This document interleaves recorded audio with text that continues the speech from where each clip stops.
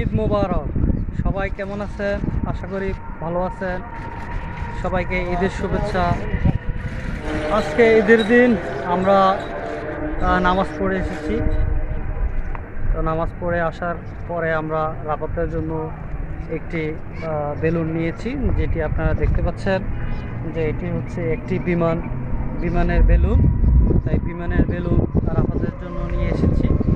আপনারা অনেকে বলবেন যে রাফাত কোথায়?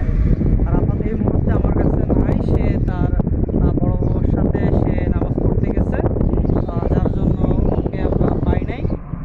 আমি আসলে পাই নাই নামাজ পড়তে যাইয়া, যার কারণে নামাজে আমি অনেক খুঁজলাম, ওকে পাই নাই। যার কারণে এই বেলুনটি তার জন্য আমি কিনে নিয়ে এসেছি।